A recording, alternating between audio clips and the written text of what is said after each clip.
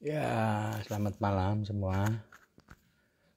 Ini tiba-tiba listrik di rumah saya mati nih. Nggak ada pemberitahuan dan sebagainya. Tapi coba ya, sambil gelap-gelapan nggak apa-apa. Ini sudah kadung dijanjikan ini sama eh, teman saya malam ini mau ngobrol-ngobrol. Coba sambil kita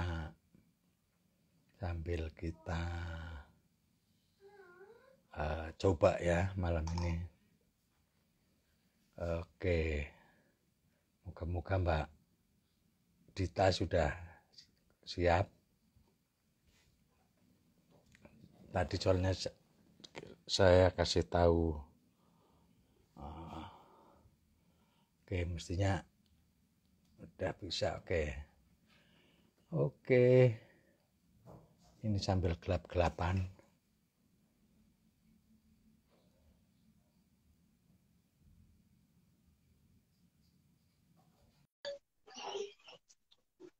Pas pada waktunya. Oke, kita sambil menunggu Mbak Dita. Sambil menunggu Putih. Halo. Halo, malam.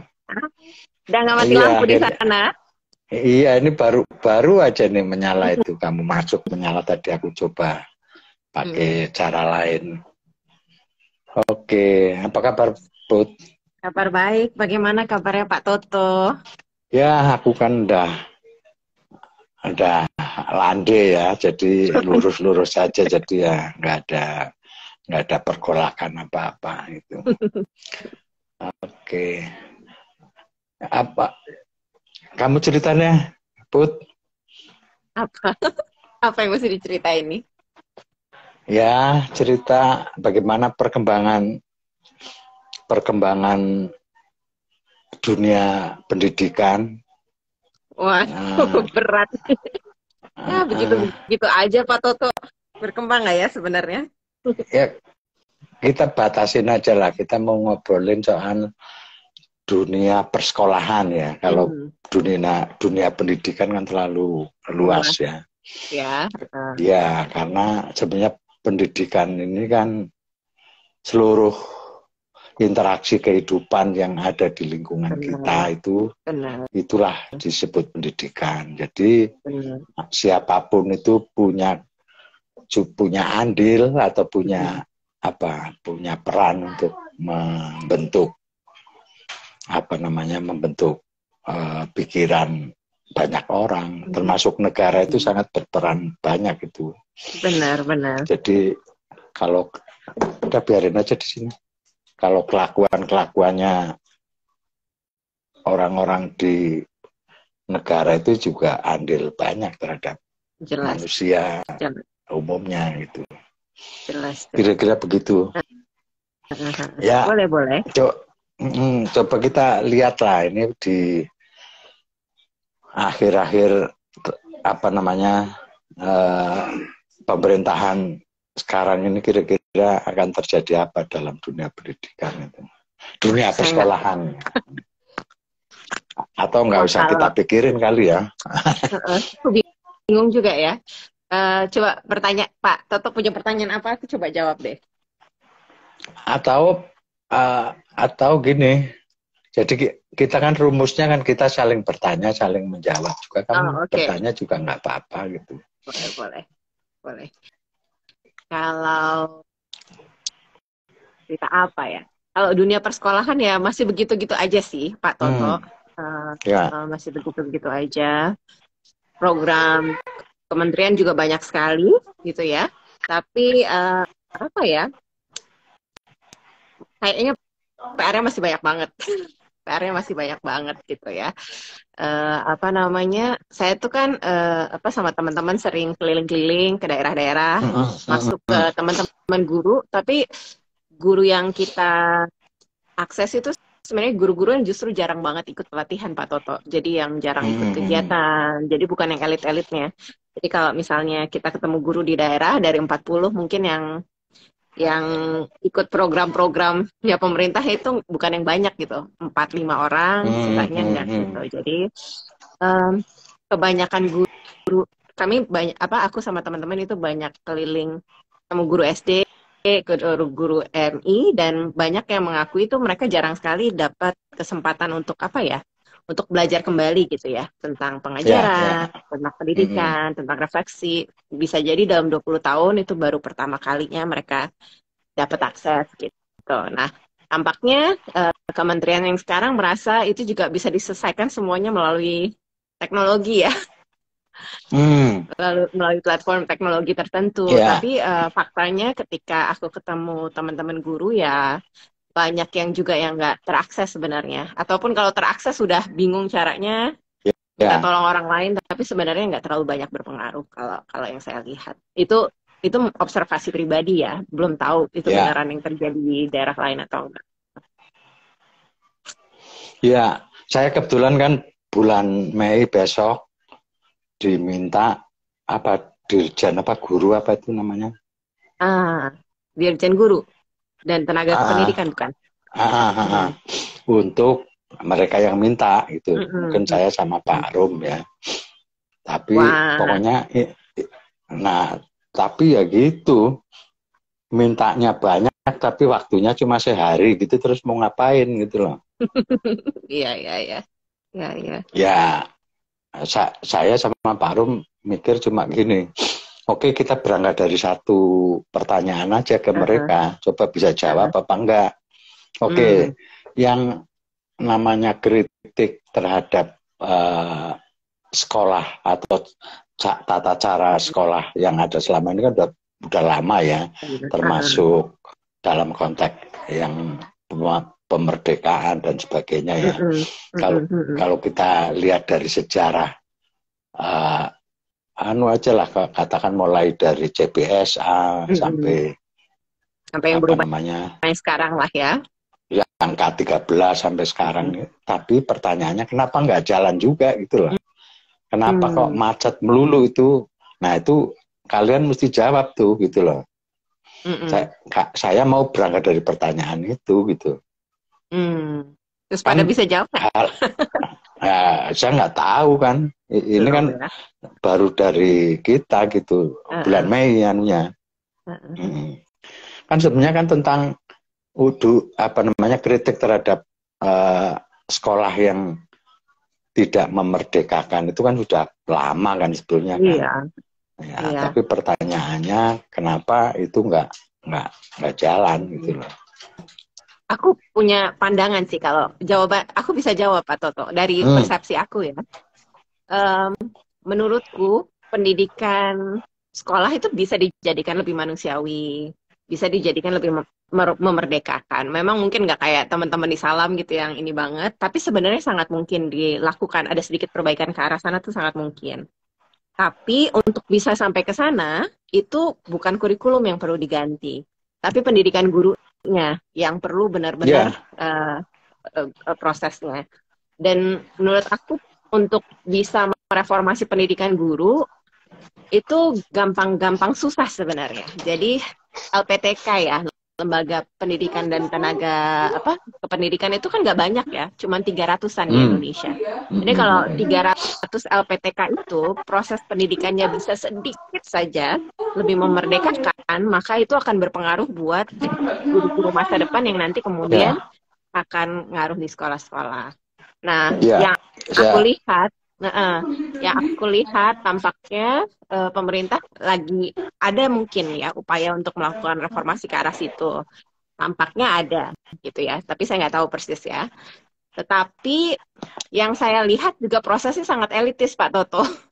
Jadi kebayang ya, ada LPTK besar seperti UPI, UNJ, XXIKIP lah gitu ya. Jadi kayaknya yang dirangkul itu yang model kayak gitu. Padahal LPTK lain itu sebenarnya juga banyak menghasilkan guru gitu, yang kemudian masuk ke sekolah-sekolah, yang termasuk LPTK yang lebih kecil-kecil, LPTK di bawah NU, di bawah Muhammadiyah, lalu juga universitas terbuka gitu, yang sebenarnya sangat strategis gitu ya dalam mendidik guru. Nah tampaknya justru yang kecil-kecil ini yang terlupakan yang saya lihat gitu. Sedangkan kalau yang lain kan semuanya sudah punya nama besar ya, LPTK yang lain ya, terlepas apapun proses yang ada di dalam gitu. Nah itu yang saya Iya, lihat. Jadi saya melihat prosesnya sangat elitis gitu. Itu yang jadi isu ya salah satunya. Buat ya. ya itu Jadi sih. kalau kita lacak memang perkembangan pada apa namanya di eh, di pendidikan gurunya sendiri Mm-mm. kan sebenarnya nggak ada perubahan Iya, dari dulu kan. Yang betul. namanya mengajar itu ya kayak gitu aja dari dulu nggak Heeh. berubah gitu. Iya, iya. Ya umpamanya satu contoh pengalaman Salam kan jadi ajang ini ya anak-anak UNJ lah anak-anak yang keguruan-keguruan ya di Salam ya, Mm-mm. tapi itu kan juga sudah mulai tahun 2000 sekian kan udah banyak tuh mahasiswa Mm-mm. yang magang lah, yang riset, yang Mm-mm. apalah di situ. Mm-mm. Tapi saya melihat hampir tidak ada korelasinya terhadap perubahan di kampusnya Mm-mm. juga gitu loh. Mm-mm. Mm-mm. Nggak ada Maksudnya, gitu. Coba mm-mm. sekarang apa yang di sekolah guru aja udah kayak di keguruan ya, yang ada kan Mm-mm. di yang negeri itu di IKIP ya, di Mm-mm. universitas apa itu yang sekarang ya di universitas itu termasuk Mm-mm. termasuk Mm-mm. di IAIN ya yang Mm-mm. juga berubah jadi Iya, iya, universitas iya. itu kan Heeh. ya metodologinya aja nggak berubah gitu loh. Iya, iya sih. Metodologinya untuk Iya. mengajar itu nggak ada perubahan hingga uh, terjadi revolusi otomasi yang gila-gilaan ini juga nggak berubah Mm-mm. juga cara Iya, mengajarnya gitu loh. iya, iya. Heeh. Ya Kayaknya memang itu dari yang buat anu aja, yang dari yang formal. itu PR besar sih. Kemarin tuh saya baca di Conversation gitu ya, in Conversation bahasa Inggris. Ada satu negara, saya lupa, Australia atau New Zealand gitu ya. Saya lupa yang mana. Tapi mereka tuh studi terbarunya menunjukkan bahwa ternyata guru-guru barunya itu ternyata apa namanya cukup expert gitu, bahkan dibandingkan guru-guru yang lama. Nah, analisisnya di situ ada satu kemungkinannya adalah karena ada perubahan besar terhadap pendidikan guru di negara itu. Jadi Hmm. apa namanya, ketika pendidikan guru eh, ada perubahan besar, maka guru-gurunya ketika mereka mulai masuk ke sekolah udah punya paradigma baru, punya visi yang baru, setidaknya udah lebih demokratis gitu kan pasti ya. Pengajarannya juga udah beragam, punya akses terhadap riset pendidikan terbaru sehingga bisa mengambil keputusan-keputusan profesional gitu ya. Sehingga mereka nggak kalah dengan guru-guru yang jauh lebih senior gitu ya.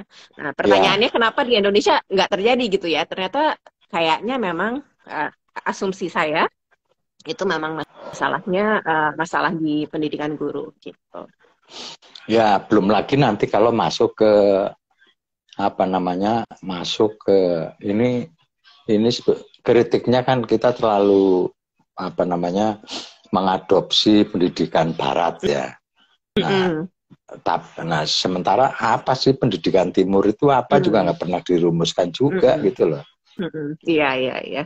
Bahkan yang sudah dicoba oleh Ki Hajar ya, artinya Uh-uh. untuk mencoba Ki Hajar kan juga belajar di apa namanya model-model pendidikan Barat juga yang coba itu kan juga nggak diterusin juga gitu loh, nggak Iya, ada apa iya, namanya belum lagi betul, nyampe ke situ aja nggak gitu loh. betul.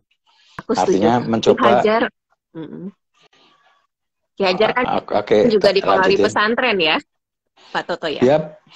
Ya sebetulnya kan kalau kita bicara sejarah persekolahan di Indonesia itu kan dimulai dari asram dulu sebelum Mm-mm. pesantren itu. Mm-mm. Iya. Dulu kan ada namanya asram-asram, yang Mm-mm. asram-asram itu ya di setiap area yang ada gitu, dan asram itu sangat dipengaruhi oleh kondisi dan situasi di sekitarnya. Mm-mm.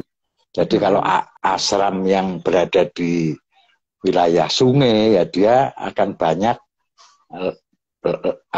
mengeksplorasi urusan sungai.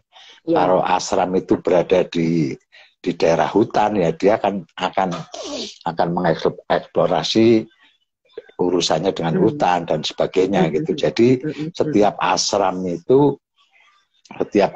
itu memiliki kekhasan sendiri-sendiri. Itu kalau kita mau itu yang jauh sebelum pesantren ya Pak Toto ya. Ya sebelum pesantren itu. Jadi biasanya setiap ashram itu ada guru lah di situ dan selalu ashram itu akan berada di komunitas tertentu gitu ya. Kalau nelayan ya di situ ashramnya pasti berkaitan pada nelayan.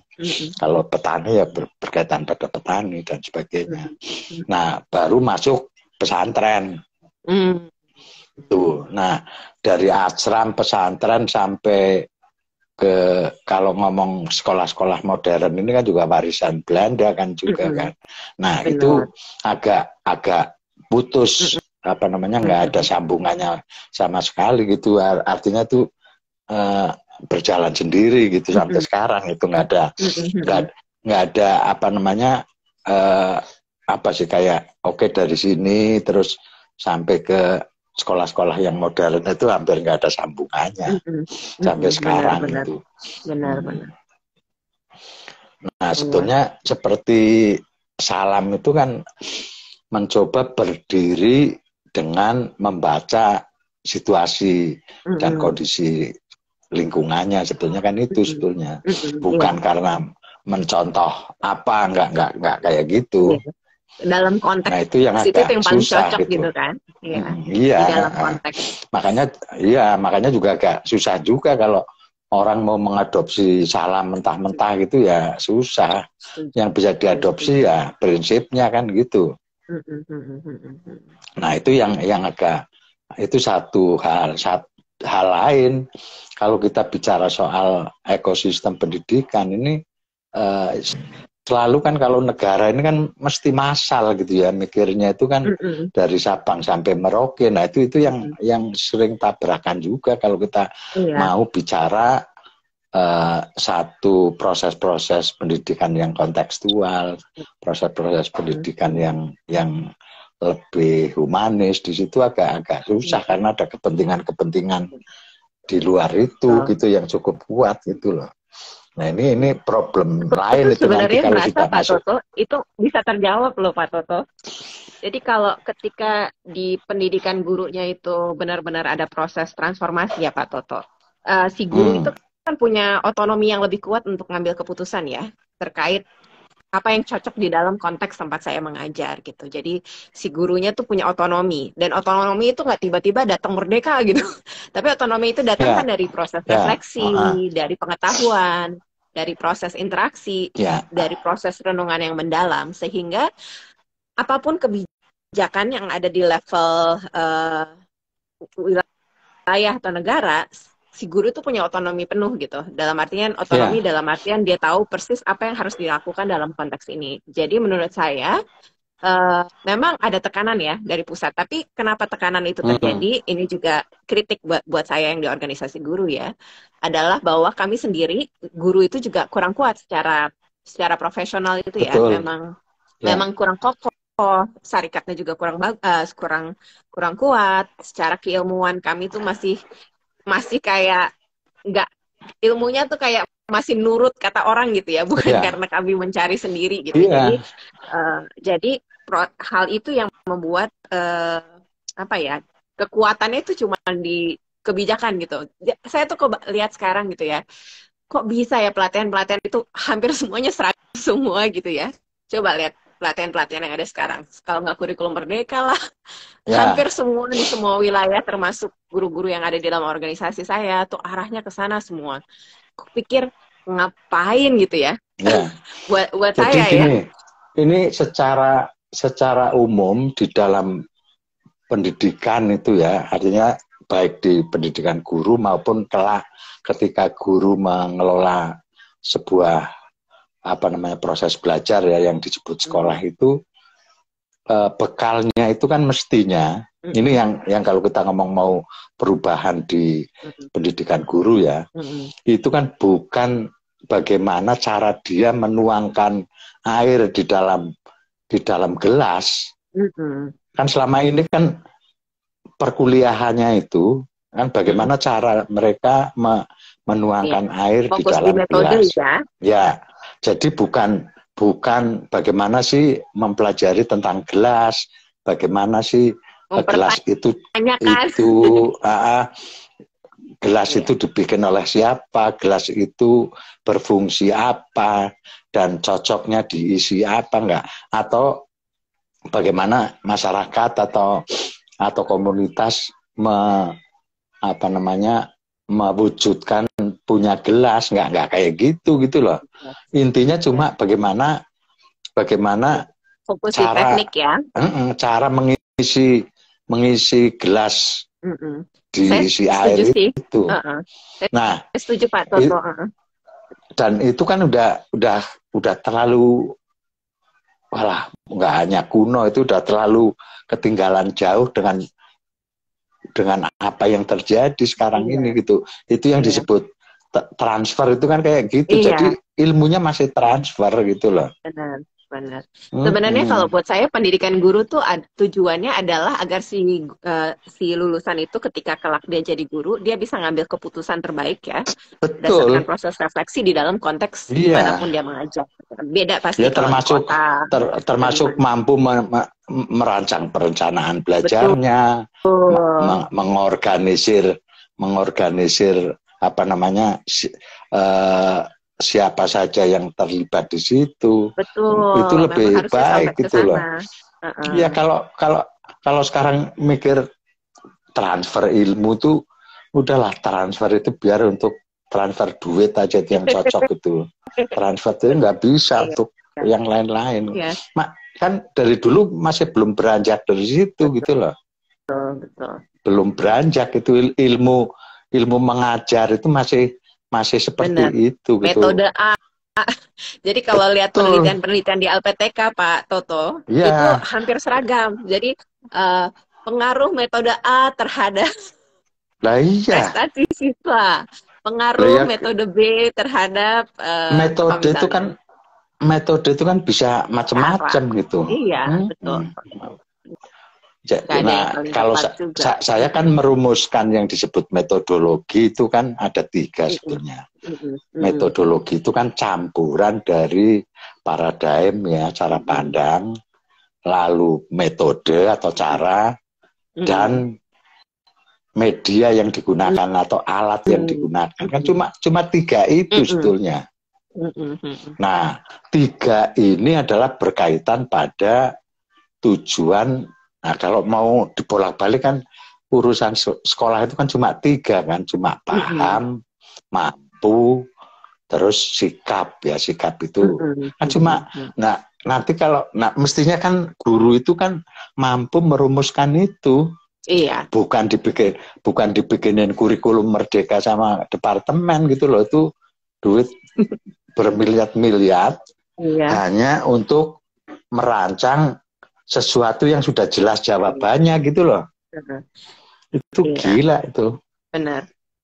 Aku sih nggak masalah ya dengan adanya kurikulum nasional sebagai dokumen, itu kan bisa jadi panduan ya, jadi membantu aja gitu ya. Tetapi sebentar.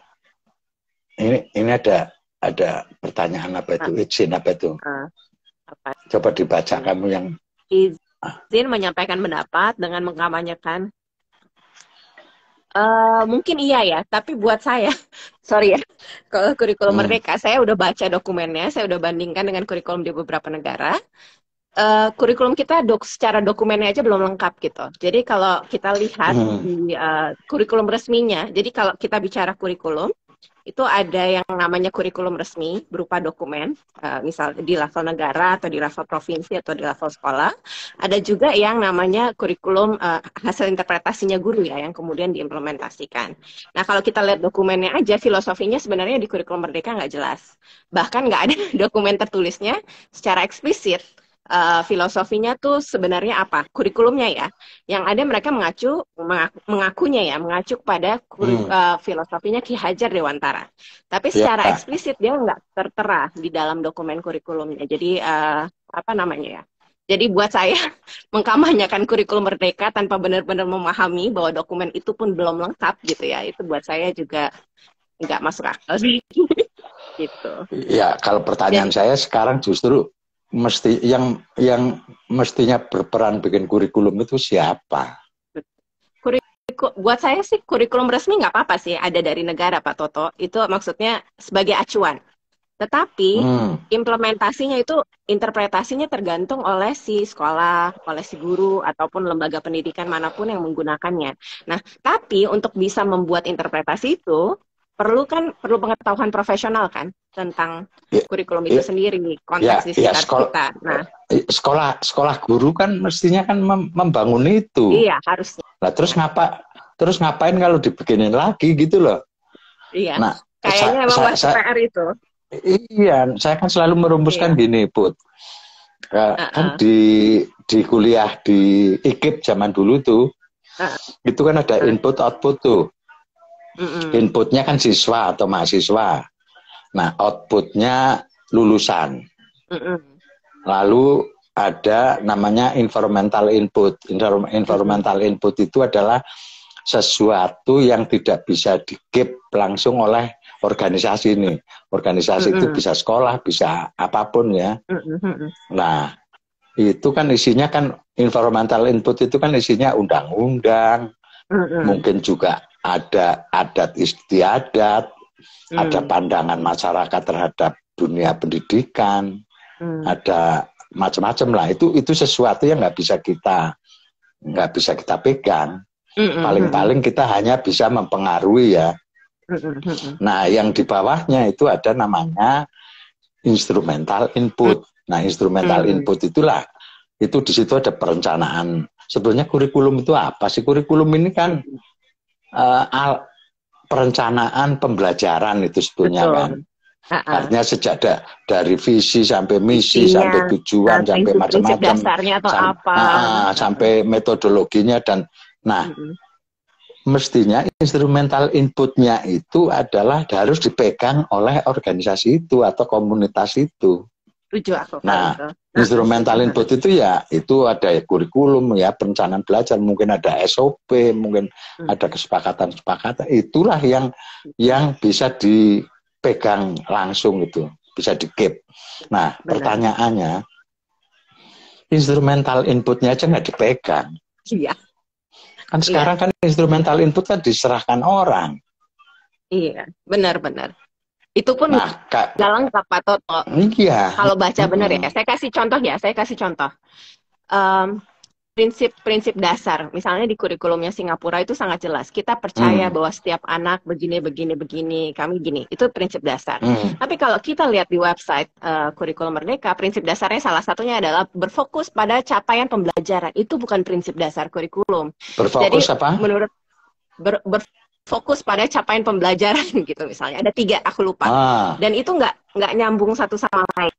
Satu. Kedua, kerangkanya itu belum ada yang utuh.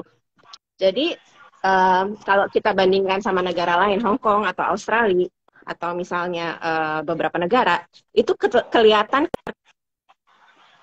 yang mau dicapai dengan bidang-bidangnya dan sebagainya. Nah, di kita itu kerangkanya nggak jelas sebenarnya. Itu di dokumennya loh Pak Toto. Saya nggak bicara implementasi. Di dokumennya itu belum ada.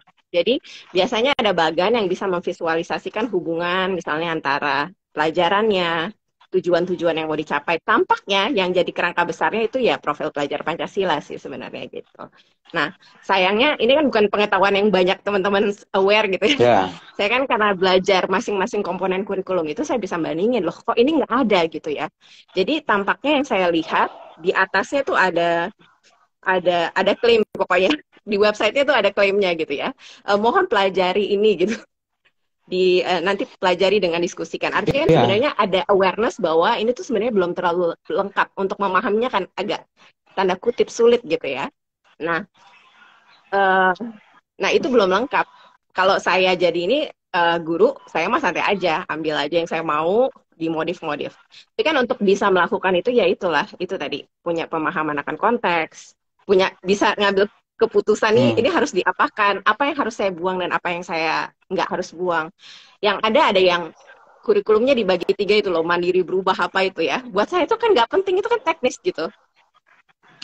Yang lebih Ya, penting makanya, adalah ini dokumennya gimana iya, diterjemahinnya gitu. makanya sebetulnya negara itu yang diwakili oleh departemen ya, mestinya tugas dia itu hanya bikin konsep besarnya saja, dia hanya bikin garis besar saja. Jadi kalau sudah sampai kurikulum, sudah sampai apa ya biarin sekolah bikin sendiri-sendiri gitu loh. Iya, setuju Itu yang instrumental inputnya itu negara itu ada di environmental input, bukan di instrumental input. Ini diambil dua-duanya kok, gimana? Iya sih. Ya, yang kalau kata ngomong besarnya negara, belum jelas, iya, bawah-bawahnya nggak dibikin. jelas gitu. Itu yang Jadi, terjadi sebenarnya.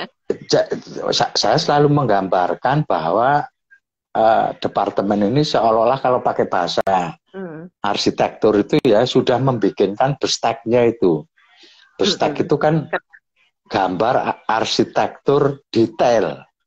Ya sejak dari pandangan samping, depan, apa, sampai gambar detailnya, bahkan sampai RAB-nya itu dibikinin gitu loh. Nah terus sekolah itu suruh ngapain gitu loh. Ya, nah kan sebenarnya pilih, ya dia anunya di situ gitu loh. Jadi para guru itu pengguna gitu loh. Iya. Makanya nurut aja semua tiba-tiba. Iya. Nggak ada yang mengkritisi prinsip dasarnya. Nggak ada yang mengkritisi filosofinya yang tidak tertulis secara eksplisit dan jelas. Karena mungkin nggak aware itu kan. Cuman aku juga mengerti. Mungkin situasinya adalah memang banyak sekolah atau apa yang belum punya kapasitas itu ya. Maksudnya masih kesulitan. Itu soal lain lagi gitu loh. Tapi prinsipnya mestinya kan nggak seperti itu, bahwa belum lagi kalau kita mau ngomong birokrasi. Kalau ngomong birokrasi umpamanya kan mestinya ini Merdeka Belajar. Mestinya kan kumpulin aja tuh. Dinas di tingkat provinsi kumpulin. Bikin lokakarya bareng itu refleksi dan merencanakan. Udah nanti provinsi bikin lokakarya di tingkat kabupaten. Iya, harusnya begitu. Sama kabupaten bikin, oke ini mau membangun pusat-pusat pembelajarannya ini mau di basis mana nih, kecamatan apa desa atau apa, yang bangun kurikulum apa ya di situ gitu loh, bukan dibikinin di Jakarta. Bukan kayaknya sibuk. Itu mau diloncat deh Pak Toto proses-proses itu. Makanya kan langsung guru langsung ke pemerintah pusat gitu kan mau diloncat. Mungkin ada asumsi bahwa provinsi atau dinas nggak bekerja dengan baik misalnya. Terus menggunakan para konsultan, orang LSM lah yang dianggap dipikirnya ini tukang ketok magic apa yang bisa menyulap itu, yang nggak ada gunanya gitu loh. Dinasnya nggak paham apa-apa gitu loh. Mestinya kan kayak gitu. Oke lah, jadi berarti termasuk lembaga-lembaga yang ngurusin guru itu ikut di perencanaan di tingkat provinsi dan kabupaten tadi. Nah harusnya. Ini mesin birokrasinya aja nggak digunakan dengan baik kok. Malah sibuk bikin nasional nggak ada Pak Toto waktu itu. Iya. Waktu rembuk nasionalnya ditiadakan itu.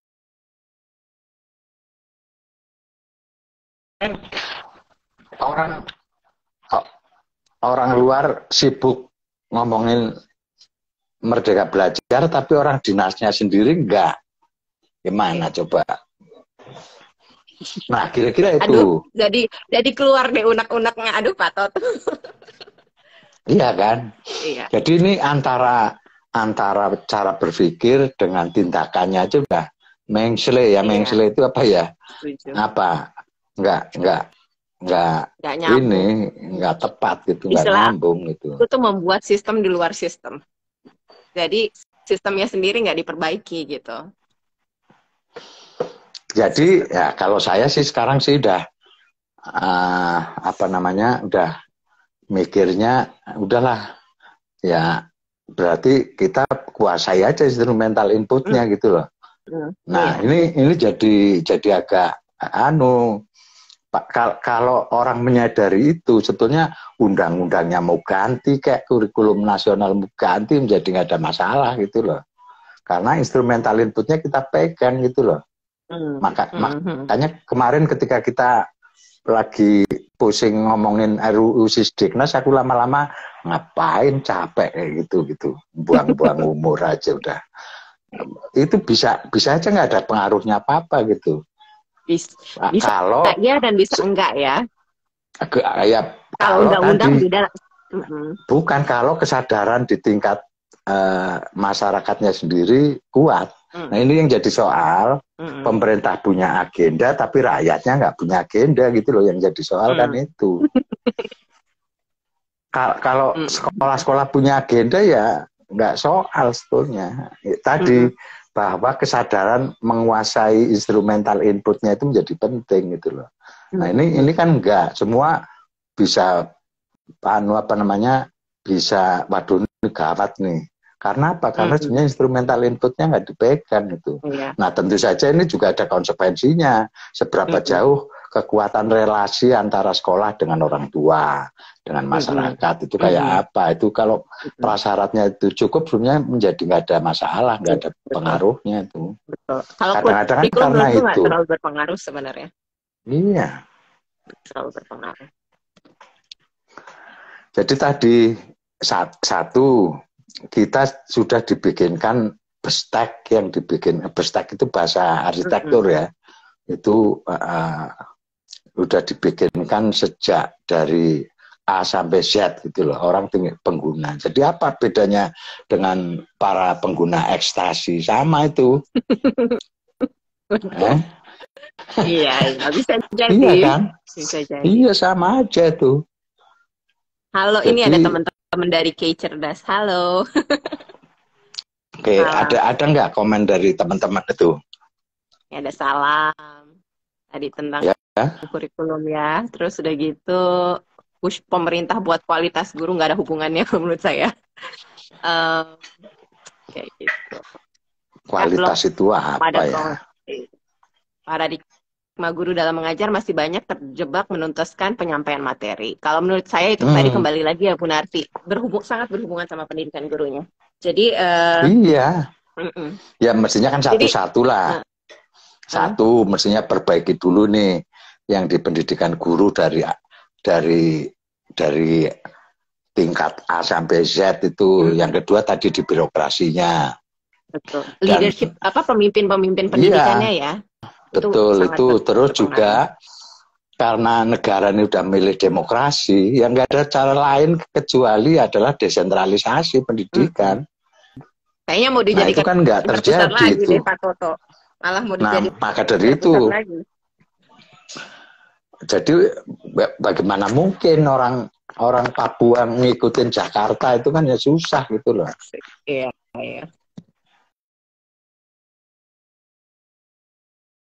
Bukan sendiri. Asesmen kompetensi minimum itu Pak Toto. Ya. Teman-teman yang di pulau beberapa harus naik kapal, bayar sendiri naik kapalnya, pergi ke daerah yang ada internet, yang ada listrik, yang ada laptopnya untuk bisa mengikuti AKM.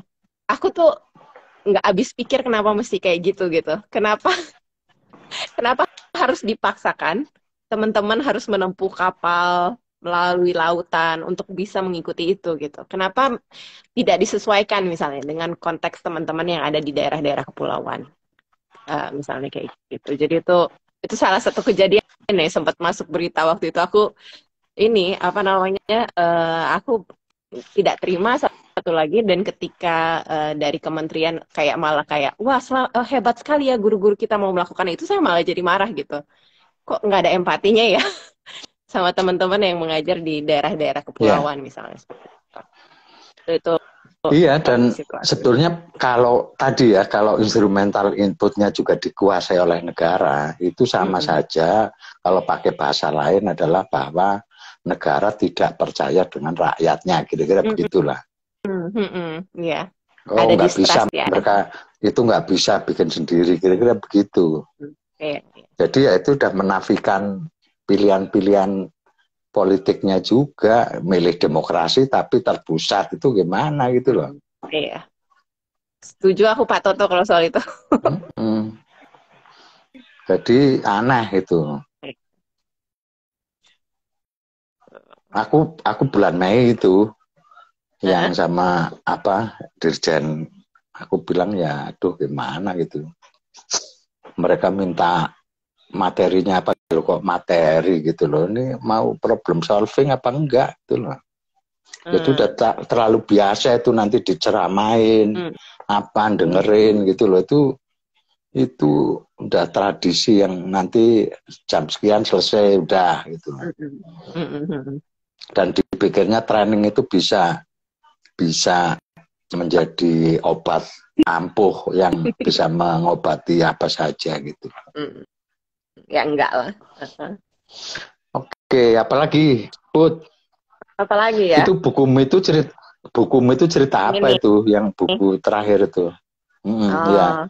Sebenarnya ini nggak sengaja sih Pak Toto terbitnya. Jadi dulu kan aku nulis sama Pak Sumardianta ya, yang apa namanya? Ya. Ada yang sebelum ini. Apa namanya? Saya lupa judulnya. Ada yang sebelum ini udah lama banget. Nah, terus Pak Sumar entah kenapa tiba-tiba ngajak nulis lagi. Terus terang waktu ini kan terbitnya tahun lalu ya. Tahun lalu tuh saya sibuk banget Pak Toto. Jadi nggak sempet nulis banyak sebenarnya. Jadi kenapa saya sibuk? Karena kebetulan nulisnya tuh kayak nulis paper, bikin modul, bikin hal-hal yang kayak gitu ya. Jadi nggak sempet nulis. Jadi saya kirim aja tulisan-tulisan lama saya ke Pak Sumardianta. Terus Pak Sumardianta dari The Brito itu, terus sama Pak Sumardianta itu dikurasi, ditambahin tulisan juga, ditambahin beberapa lead, dikurasi, terus akhirnya jadi buku judulnya ini. Apa? Guru posting berdiri, murid atlet berlari. Itu tuh intinya gini, murid kita tuh bisa melampaui kita, guru-gurunya ya, guru-gurunya gitu-gitu aja sebenarnya. Muridnya bisa melampaui itu. Kayaknya judul ini juga dipilih karena di sini, jadi waktu saya nulis buku ini, apa namanya, dulu kan bukunya judulnya Mendidik Pemenang Bukan Pecundang, Pak Toto. Waktu itu saya masih lebih muda, Pak Toto. Lagi lebih marah gitu ya. Lebih emosional gitu. Kalau waktu saya tulisan-tulisan di sini sebenarnya saya udah lebih tenang. Jadi saya cuma cerita misalnya relasi saya sama mahasiswa saya, terus mahasiswa saya calon guru ketika jadi guru suatu hari misalnya dia ngajak siswanya belajar tentang air, lalu siswanya kebetulan presentasi gitu ya. Saya ada di situ. Jadi saya belajar dari murid saya waktu itu. Jadi ada cerita-cerita seperti itu. Jadi kayak banyak relasi saya sama murid-murid saya sih di sini. Jadi salah satunya yang paling menarik itu kan cerita saya sama yang namanya mahasiswa saya yang namanya Dasrizal, Pak Toto. Jadi saya tuh kan kadang-kadang dapat undangan untuk ngisi. Tuh kayaknya kamu freeze tadi. Oh freeze ya. Jadi dapat undangan training. Nah saya selalu berusaha untuk nggak sendirian ngisinya. Jadi saya pasti bawa dulu mahasiswa saya yang kemudian jadi guru misalnya. Untuk ikut menyiapkan bersama, ngisi bareng, dan sebagainya. Dan itu ada macam-macam tujuannya. Tujuannya salah satu juga untuk menunjukkan bahwa saya merasa setara juga nih sama mahasiswa saya. Ini sama-sama setara loh. Kita ngisi training ini udah nggak ada bedanya antara saya sama yang dulu pernah jadi mahasiswa saya gitu. Jadi ngasih contoh itu. Kedua, beberapa mereka kan udah lebih muda ya, lebih kreatif dari saya. Jadi ide-idenya lebih bagus. Terus waktu itu saya diminta mengisi training di salah satu SMK di Jakarta. SMK-nya itu di daerah yang intinya pusat adalah perdagangan, teknologi dan sebagainya di daerah Jakarta. Tapi di sana saya menemukan guru-guru SMK ini minderan dibandingin guru-guru SMA misalnya. Terus beberapa tuh apa yang diajarin di sana masih sangat klasik ya. Misalnya mereka masih ngajarin siswa-siswanya tata meja gitu ya. Sedangkan karena mereka ada misalnya buat persiapan untuk jadi sekretaris gitu ya. Sedangkan kan sekretaris di zaman sekarang kan kemampuannya udah lebih beragam dari itu ya. Harus bisa bikin ringkasan, harus bisa merangkum misalnya hasil rapat yang beragam. Jadi udah bukan lagi tentang tata meja dan sebagainya. Jadi Iya. situasinya seperti itu. Jadi saya diundang sama salah satu senior saya bilang, coba isi di situ. Tapi temanya apa nih? Temanya ternyata menumbuhkan nilai-nilai keguruan. Jadi apa namanya, nilai keguruan, jadi bukan sesuatu yang kayak metode mengajar atau apa. Jadi bangun kesadaran bahwa saya nih punya apa ya, sebagai guru tuh punya peran yang sangat penting gitu ya, karena ternyata ya itu tadi sebagai guru SMK beberapa minder dibandingkan guru-guru sekolah jenis lainnya. Terus kedua juga mungkin banyak tantangannya, aku nggak tahu ya. Nah, aku bilang nih sama mahasiswaku si Das Rizal itu, Das, si Das Rizal ini kan jago nyanyi ya. Aku bilang kalau misalnya ngajarin metode, misalnya ngajarin metode matematika gampang lah itu, aku bisa. Tapi ketika kita mau ngajak guru untuk mengubah cara pandangnya, itu nggak bisa cuman teknik gitu, tekniknya atau apa. Yang penting itu satu, rasanya digugah, dan apa namanya, dikasih sesuatu yang indah yang membuat mereka terharu gitu ya. Jadi kalau di pelatihan itu kita banyak refleksinya gitu. Kenapa jadi guru? Kenapa dulu memilih jadi guru? Kenapa bertahan? Terus dikasih teks-teks tentang, diambil dari Kompas gitu ya, tentang guru, tentang relasi guru dengan siswanya. Lalu abis itu saling cerita pengalaman kita masing-masing, dan mahasiswa saya si Das Rizal ini saya minta nyanyi. Kamu pilih aja deh lagu gitu. Nah, kebetulan suaranya bagus banget emang. Suaranya tuh jernih gitu ya. Maka dia menyanyikan lagu apa namanya, lagunya saya lupa deh siapa, Guru Soekarno Putra, satu tentang Indonesia, di akhir pelatihan itu dengan sangat jernih. Awal-awal guru-guru pada bilang gini, Afgan, Afgan gitu ya. Tapi kemudian terakhir mereka merasa terharu gitu ya, pada meneteskan air mata, dan mudah-mudahan ya nggak panjang sih, itu cuma sehari, tapi mudah-mudahan meninggalkan kesan ya buat teman-teman guru gitu ya. Itu sih, itu salah satu pengalamannya ya, itu saya sama Das Rizal waktu itu. Itu cerita yang ada di sini sih. Oke, silahkan teman-teman yang sudah pada atau yang tertarik bukunya bisa pesan kemana itu? Oh, kalau ke Tokopedia cari aja Diva Press. Diva Press, nanti cari di situ, cari nama saya Dita Putri Saraswati, nanti dapat Guru Posting Berdiri Murid Update Berlari. Di Tokopedia ada, di Shopee ada. Penerbit Diva Press. Ya, kalau aku sekarang ini lagi bantuin Buah ya dan beberapa orang tua salam yang aku minta coba deh sekarang agak fokus membuat buku untuk yang terutama di prasekolah. Prasekolah PAUD tuh sampai TK PAUD ya. Sampai TK ya. Nah, karena aku ngelihat panduan-panduan yang dibikin ini kayaknya kok rumit banget, ini prasekolah ini dibikin susah gitu loh. Jadi sampai-sampai nanti orang merasa nggak mampu melakukan sendiri gitu loh. Apa-apa dibikin rumit gitu loh. Ya mungkin nanti intinya buku ini akan bicara soal menyelenggarakan pendidikan prasekolah itu jangan yang rumit-rumit gitu loh. Iya.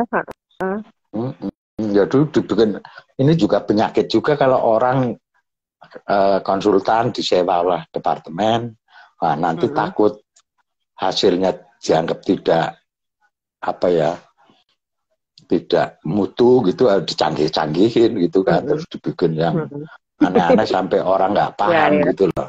Iya. Kira-kira aku saya mau tak sunting itu bukunya, ya harus, justru kan pendidikan itu kan harus mampu menyederhanakan hal yang rumit sebenarnya. Benar. Bukan merumit-rumitkan hal yang nggak perlu dirumit-rumitkan gitu loh. Nah, saya kira di dunia prasekolah itu sedang mengalami seperti itu. Dan itu menurut saya itu proses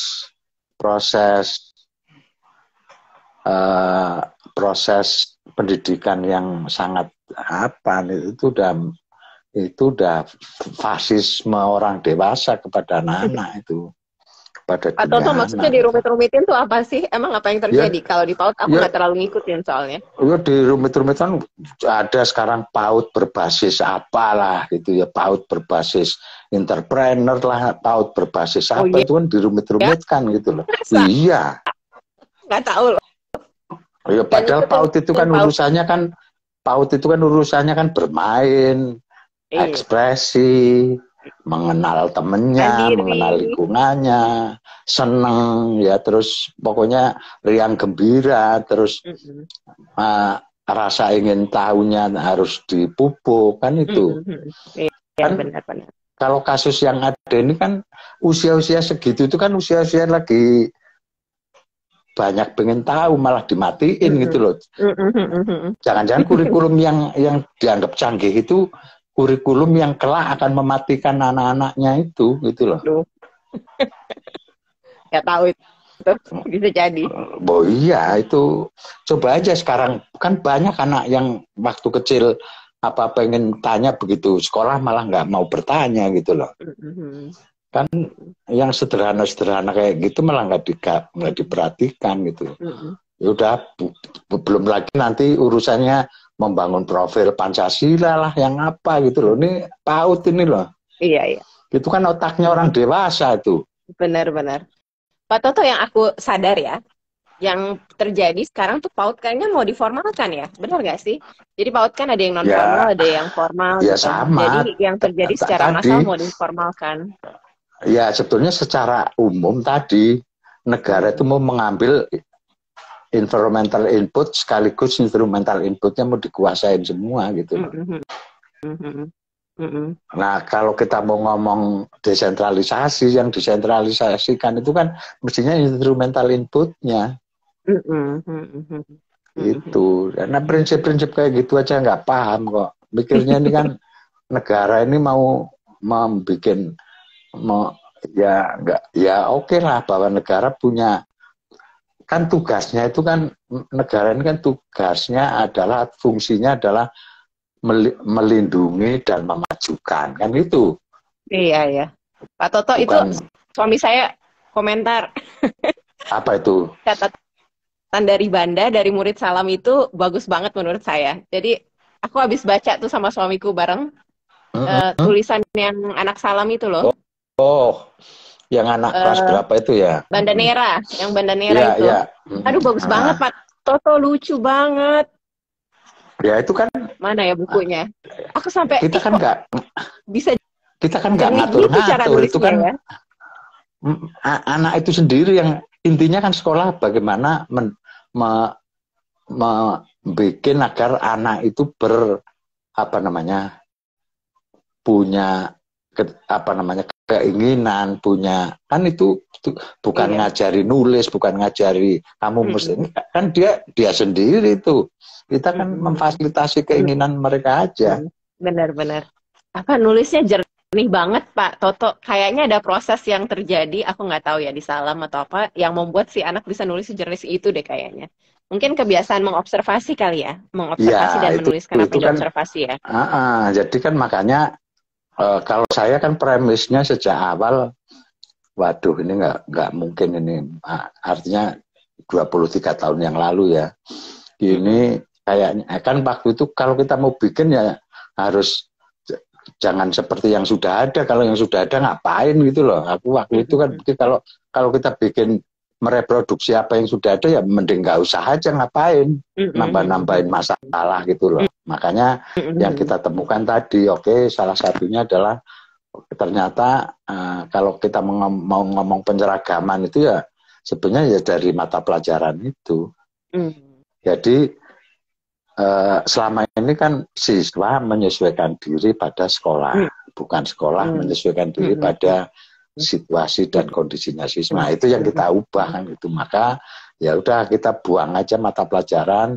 Yang kedua ya harus tidak ada cara lain kecuali anak-anak harus melakukan riset. Nah, berarti kan salam tugasnya adalah bareng-bareng memberikan ini loh alat-alatnya, ini loh prosesnya kayak gini, silahkan kamu bukan bagaimana menuang air, nggak kayak gitu. Iya. Kelihatan banget anaknya biasa observasi dan menuliskan secara detail hasil observasinya. Iya. Itu di buku Nah, itu ya. sebetulnya kan bagus banget. Kalau kamu baca yang buku-buku yang sekolah biasa saja itu kan lebih ke konsepnya tuh. Iya. Nah, sebetulnya daur itu ya yang kita kenalkan ke anak-anak cuma daur bagaimana terserah itu. Jadi tadi bagaimana anak-anak mampu menemukan cara belajarnya, sebenarnya kan itu. Bahwa ada anak yang ternyata punya kelebihan kecenderungan menulis, punya kecenderungan di visual, punya kecenderungan di teknik. Nah, itu akan ketahuan dari situ gitu loh. Nah, kebetulan yang nulis Badan Akhirnya itu adalah anak yang memang punya kecenderungan menulis gitu loh. Atau di Imagine. Dia kayaknya saya lagi udah nyari bukunya tuh. Makasih lihat. Udah berapa kali, nggak tahu sekarang ini lagi riset lagi kemana, nggak tahu. Jadi mereka memang jalan kemana-mana. Aku mau cerita Pak Toto. Jadi kan aku kan sama teman-teman mendampingi guru-guru sekolah dasar MI ya, belajar lagi tentang mengajar membaca gitu. Sebenarnya simpel-simpel sih yang kita ajarkan. Salah satunya adalah misalnya kalau ada bacaan, kita sebagai guru pertanyaan apa yang bisa kita ajukan, atau bagaimana melatih siswa kita juga mempertanyakan gambar bacaan itu, atau memvisualisasikan apa yang mereka baca, menghubungkan yang mereka baca dengan dirinya sendiri, dengan teks lain, atau dengan isu-isu yang lebih besar di dunia. Nah, untuk bisa melakukan proses itu kan kita butuh teks, Pak Toto. Nah, kira kita pakai beberapa teks bukunya Salam, kayak yang memindah dapur ke halaman, baru yang itu ya, sama itu karena ternyata teman-teman guru juga mengakui nggak terbiasa dapat teks-teks yang kaya, dan ini kan kami mau kasih contoh loh, dengan teks yang sederhana, teks yang tentang anak TK aja sebenarnya bisa banget dijadikan bahan diskusi gitu ya. Yang memindah dapur ke halaman misalnya, yang Banda Nera itu mudah-mudahan suatu hari ada kesempatan pakai teks itu juga untuk ajak diskusi gitu teman-teman guru SD. Jadi menarik sih. Kalau semester ini ada beberapa hasil risetnya anak yang dibukukan oleh orang tuanya. Itu yang bukukan orang tuanya loh, itu bukan Salam loh itu. Oh, kirain. Ya kita aja lah, dukung aja, oke gitu ya, karena ya orang tuanya mendukung itu. Ada beberapa buku nih, ada yang riset tentang ikan asin Brebes, terus apa gitu, semua dibukukan. Ada yang bikin novel itu. Ya, ada yang buku kecil itu warna kuning itu kan, yang tentang penyihir. Teater itu, penculikan aktor teater gitu ya. Penculikan aktor teater. Ya itu semua dari riset ya. Nah, kalau yang penculikan aktor teater itu kan awalnya mereka, si anak ini meriset teks gitu sebetulnya. Memang dia baca, lalu mencoba untuk mencoba untuk menuliskan gitu ya dari riset teksnya itu. Nah, kalau yang Banda Akhirnya ini kan memang memang jalan dia sampai ke Banda Akhirnya itu. Nah, tapi dia maksudnya yang menarik itu loh, detail banget cara dia memakai indranya itu. Kalimatnya lengkap. Gini, karena di Salam itu yang utama sejak kelas 1 SD itu kan sebenarnya dikenalkan, kalau kita ngomong metodologinya itu kan sebenarnya supaya pikirannya terstruktur. Bisa membedakan antara data, fakta, dan opini. Nah, itu yang utama di situ sebetulnya. Nah, jadi bahwa ada anak yang memilih cara menuliskan dengan cara menulis fiksi itu nggak ada masalah. Fiksi itu bukan berarti bukan kejadian nyata, itu kan cuma format menulisnya aja gitu. Terus ada dari melatih berpikir terstruktur juga. Yang kedua, memahami sebab akibat gitu loh. Nah, sehingga kalau nulis ya dia pasti akan akan detail Kelihatan di situ kan berangkat relasinya dari satu sama lain kan, nyambung. iya kan berangkat dari pertanyaan dasar itu Iya, apa, benar. siapa, di mana, Kenapa? kapan, berapa. Mm-mm. Nah, nanti kalau sudah mengapa, nah itu analisis kan. Mm-mm. Nah itu bisa konteksnya apa, kaitannya seperti apa gitu. Mm-mm. Yang kita diskusikan adalah itu, bukan pengetahuan, mentransfer pengetahuan, nggak ada gitu.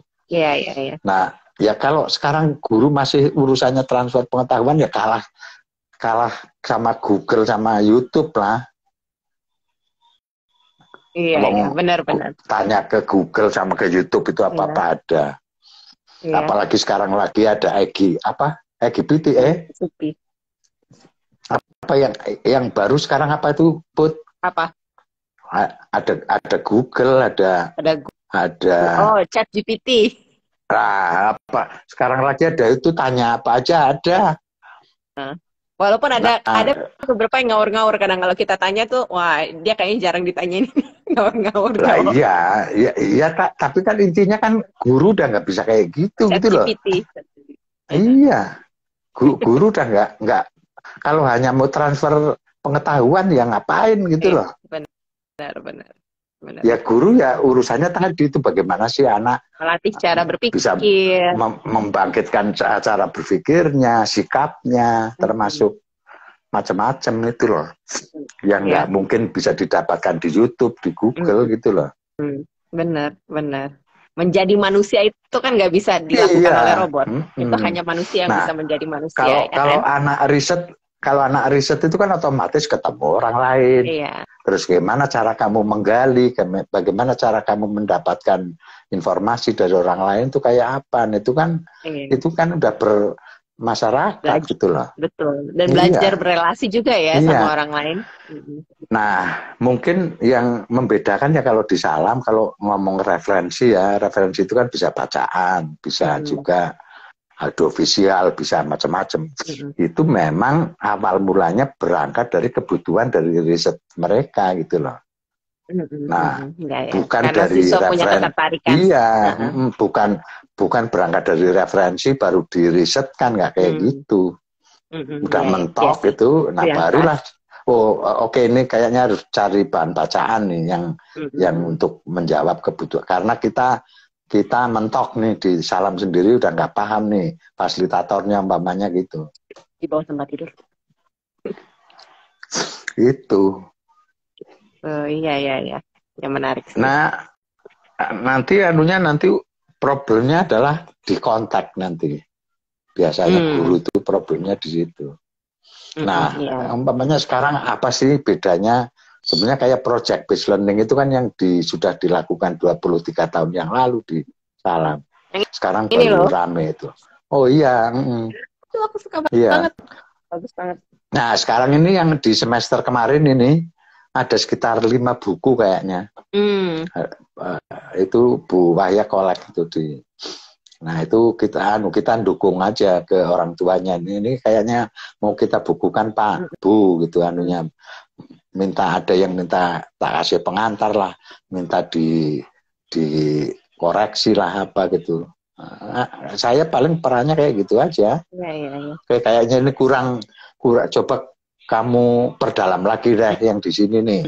Coba kamu harus perdalam nih, apa mau cari narasumber atau mau cari bahan bacaan atau apa gitu. Tugasnya kayak gitu aja. Fasilitatornya. Mungkin aku cerita ya, kenapa aku bilang pokoknya aku suka banget buku itu. Jadi aku kan kadang-kadang kalau lagi pas pelatihan guru minta guru nulis refleksi ya. Terus ada beberapa kasus nulisnya cuma gini. Misalnya pertanyaannya gini, apa yang sudah baik di semester lalu terkait pengajaran ibu dan bapak gitu. Terus kadang-kadang saya memperoleh jawaban yang sangat singkat. Misalnya perencanaan, titik. Jadi nggak bisa dielaborasi gitu. Walaupun pertanyaannya itu ya, apa yang sudah baik kan sebenarnya ya bisa aja sih perencanaan. Apa yang perlu diperbaiki? Pengajaran, titik gitu. Sedangkan buku ini kan kayaknya dia nulis waktu sebelum kelas 6 SD ya. Kelas 5 kayaknya dia. Dia kelas 4 atau kelas 6.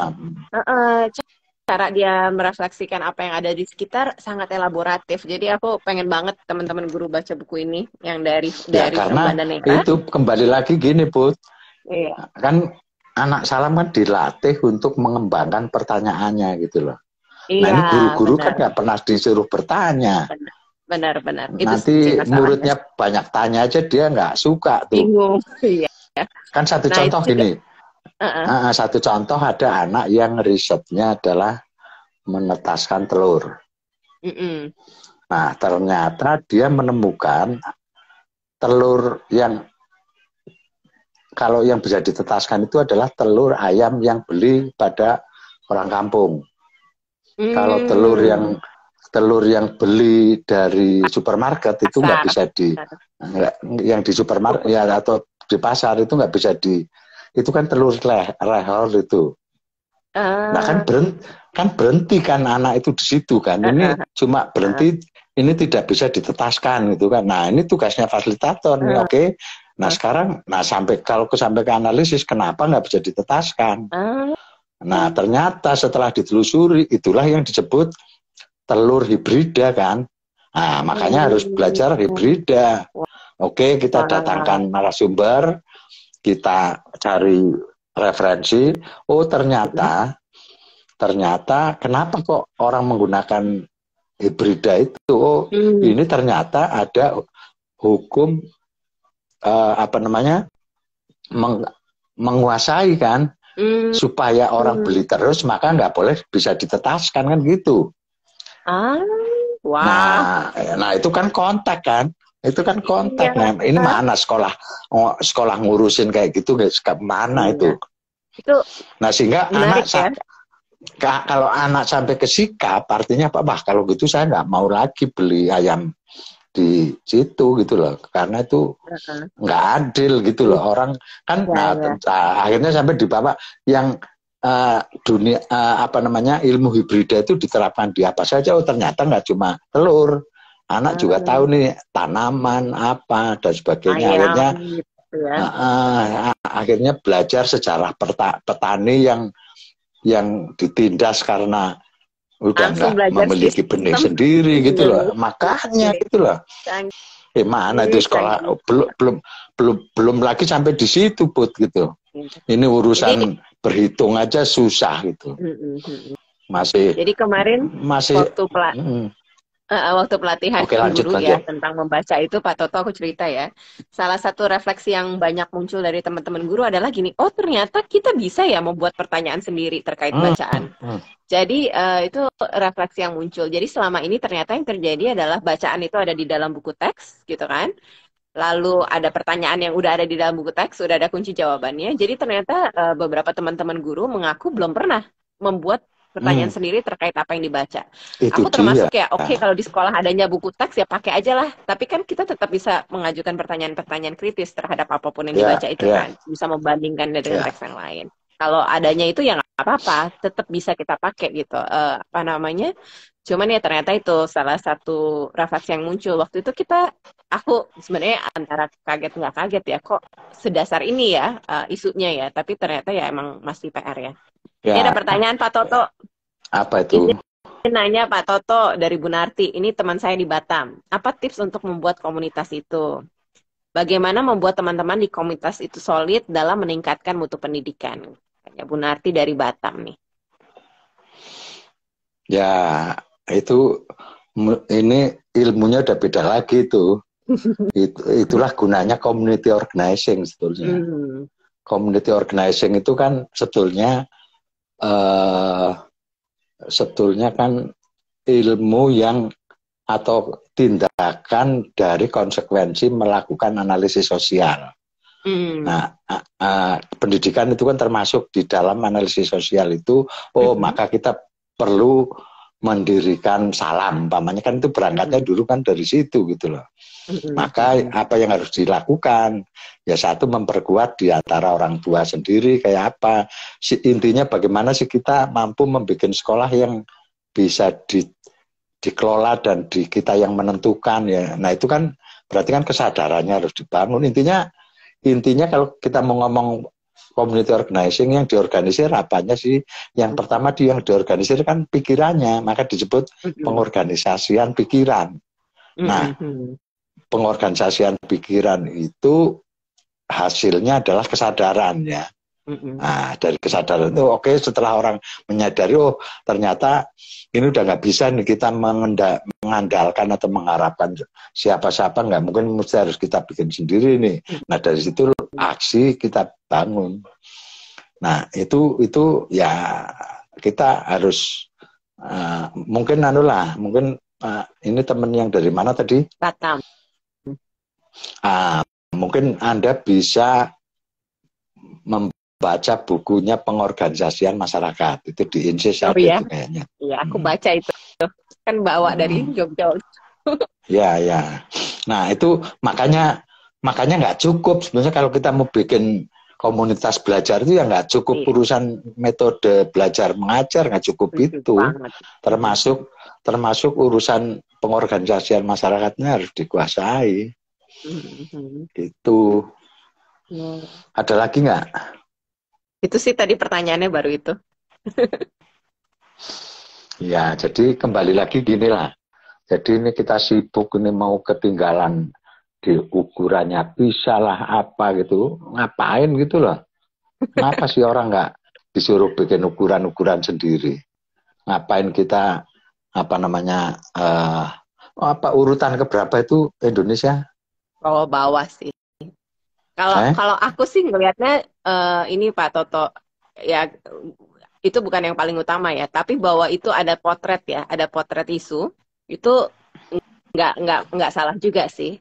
Tapi misalnya, kan jangan berhenti di situ lah. Oh iya, jangan berhenti di situ. Itu kan cuma kayak data tambahan aja tentang potret situasi, tapi kan juga harus. Ya, sementara yang di lingkungannya sendiri nggak dilihat terus mau ngapain gitu. Kalau aku sih karena mata pandangnya saya itu hanya di ruang yang kecil ya, aku nggak terlalu peduli yang gitu-gituan gitu loh. Iya sih. Ya itu tadi, sepanjang kita menguasai instrumental inputnya ya menurut saya nggak ada masalah gitu loh. Oke. Kira-kira apa nih pesenmu nih? Put. Kenapa ya? Ya di bulan puasa ini. Di bulan puasa sehabis. Atau kira-kira apa yang akan, kalau saya sih begini, kalau saya ngelihat dari sejarah, nggak usah jauh-jauh lah, dari CPSA sampai Merdeka Belajar ya, apapun mutunya, itu udah nggak bisa mundur lagi sebetulnya. Ya. Jadi nggak mungkin lah rezim berikutnya akan jauh lebih mau mundur lagi, itu udah nggak mungkin gitu. Kalau saya sih ngelihatnya begitu, bukan berarti ini besok akan ganti lagi atau apa, kan kayaknya ini kan baru kotak Pandoranya tuh. Jadi yang sekarang ini kan cuma kotak Pandoranya ya, diatang-atang kemana-mana, tapi nggak dibuka serius, tidak dipelajari secara detail. Dan tadi yang utama adalah negara yang sedemikian besar, dan nggak mungkin pendidikan terpusat, itu nggak mungkin. Mau nggak mau ya harus desentralisasi. Suka nggak suka itu. Benar. Dan untuk desentralisasi kan harus diperkuat ya, di daerah juga kepemimpinannya, proses pendidikan guru di masing-masing daerah, pengorganisasian massa. Iya, dan kalau orangnya masih di pikirannya itu duit aja ya susah gitu loh. Iya. Kan semua orang mikirnya itu aja gitu loh. Jadi mau pendidikan 20% anggarannya kayak mau apa ya nggak ada bedanya gitu kalau urusannya duit gitu loh. Jadi sampai harus ke situ. Kalau enggak ya nggak akan ada perubahan apa yang signifikan gitu. Oh itu sih. Pakat banget. Coba ada nggak yang komen lagi nih?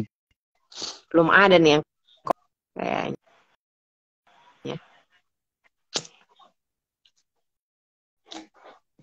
Aku yang apa namanya, itu bukan aku yang nulis ya, itu ada temen yang nulis yang Manusia Tanpa Sekolah itu ya.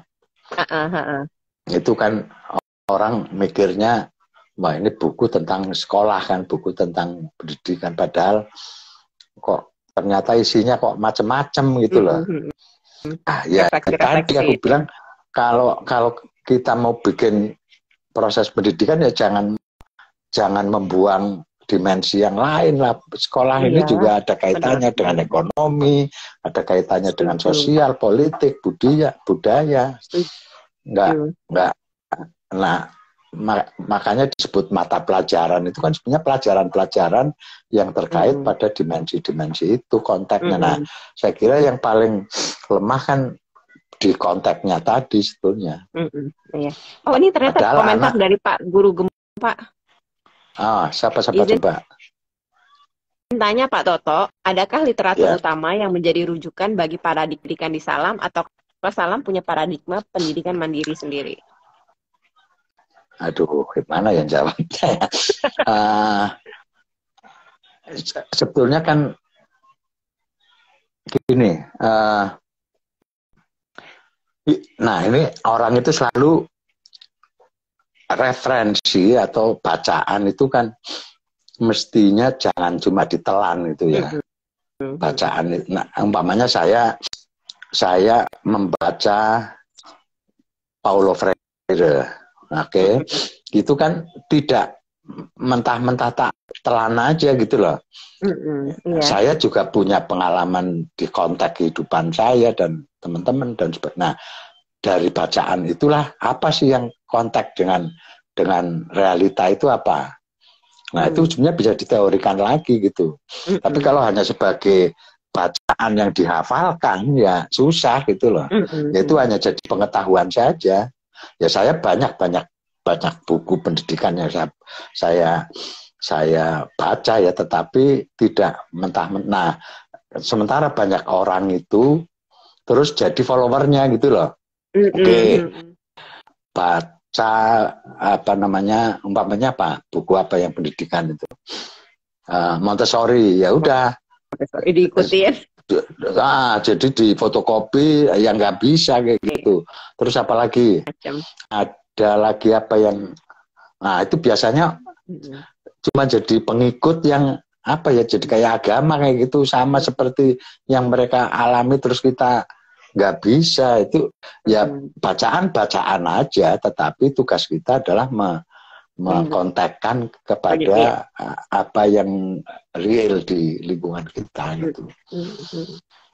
Nah kalau bacaan ya banyak lah ya, terutama bacaan-bacaan yang kritis ya, dalam pengertian yang mempertanyakan lah pada hal-hal yang.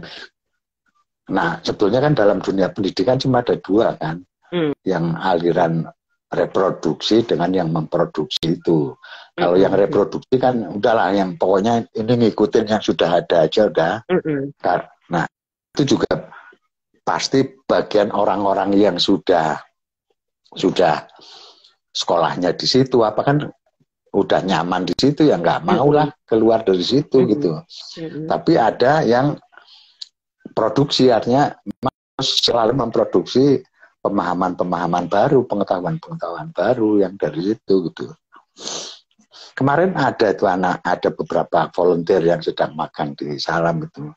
Pertanyaannya, kenapa di Salam memilih polanya adalah volunteer yang itu turnover-nya tinggi ya, keluar masuk kan. Ini udah bagus, ini keluar nggak apa-apa bagi saya, karena agak problem lagi. Saya coba pengalaman taman siswa itu udah sampai tua-tua loh itu loh Mbak. Nanti kalau orang udah usia 70 itu suruh berpikir yang baru ya malas lah ya. Ya susah. Enggak, dari dulu ya diajar hanya dihafalin aja tuh. Kalau ngomongin kuatnya diajar ya hafal, tetapi enggak ada produk-produk baru karena udah malas, udah tua kan. Nah, di Salam dengan volunteer yang keluar masuk itu nggak apa-apa, tapi yang terjaga ya kelemahannya bisa jadi ini anak udah bagus keluar, nggak apa-apa, tetapi untuk memfotokopi terus-menerus agak susah karena selalu ada orang baru gitu loh. Itu aja, ya. Oke. Kira-kira begitu sih. Toto makasih ya udah diajak ngobrol. Ini sudah ada 1 jam atau belum nih? Sebenarnya? Ini sudah ada 1 jam apa belum? Udah apa? Belum ya? Sudah ada 1 jam? Udah belum ya? Tadi belum kayaknya mulai, kalau ada nih. Kalau 1 jam udah, itu iya Pak. Iya, Instagram kayaknya tadi, sekarang bisa. Jadi tadi tiba-tiba mati. Ini listrik seenaknya sendiri aja, kalau pelanggannya kan nggak bisa seenaknya. Ya. Udah 1,5 jam tuh katanya. Terus aku nge-tweet itu. Ini tiba-tiba listrik mati, tak ke PLN apa, saya mesti laporan ke apa namanya? Aku mesti laporan ke komisaris PLN apa ya, ada teman saya jadi komisaris. Ada gunanya.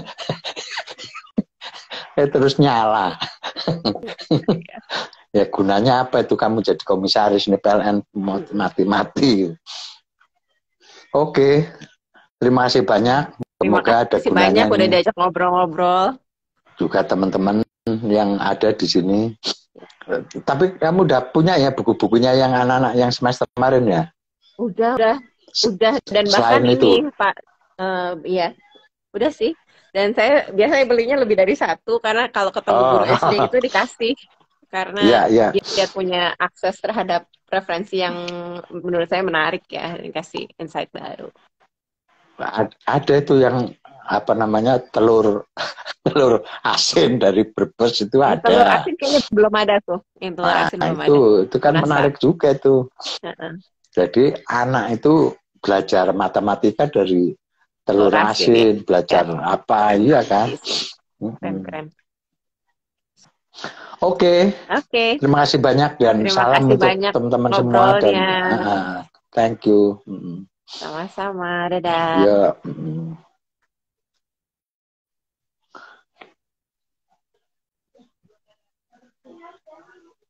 Gimana cara matikannya ini?